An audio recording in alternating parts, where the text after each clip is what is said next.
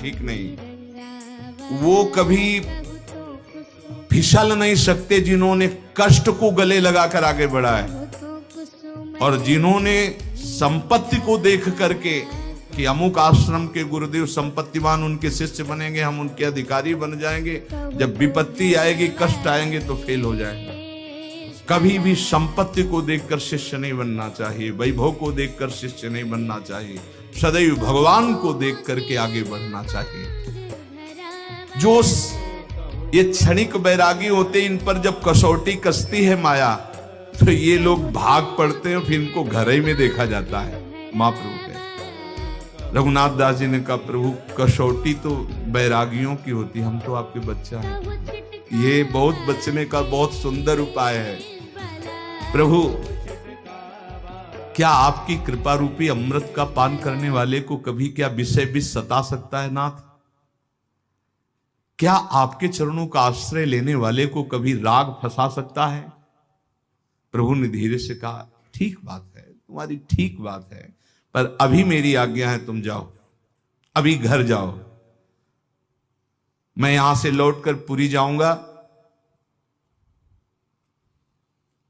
फिर समय आएगा तुम पुरी में मुझे मिल जाओगे। ये नहीं कहा कि आप आना, समय आएगा तो तुम पुरी में मुझे मिल जाओगे। रघुनाथ दास जी को लगा कि महाप्रभु का आदेश हो गया है। अभी महाप्रभु पुरी तक पहुंचे। 7 दिन 7 रात्रि महाप्रभु के पास ही रहे, अद्वैताचार्य जी के घर। महाप्रभु का उच्छिष्ट पाते, चरणों के नीचे शयन करते। वहीं श्रीमन माधवेंद्रपुरी की पुण्यतिथि समीप ही थी। अद्वैताचार्य की प्रार्थना करने पर शांतिपुर में महाप्रभु और टिके।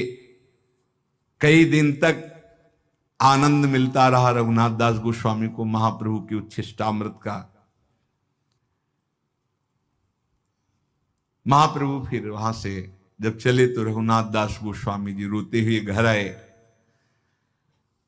मजूमदार जी ने समझ लिया कि अब ये हमारे हाथ से गए, अब ये हमारे वश में नहीं।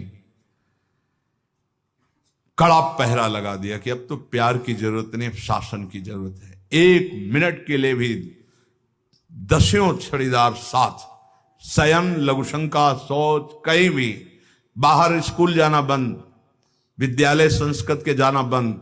पालकी में बैठाल करके आचार्य को घर बुलाते, पैसा था यहीं पढ़ो, पूरी व्यवस्था।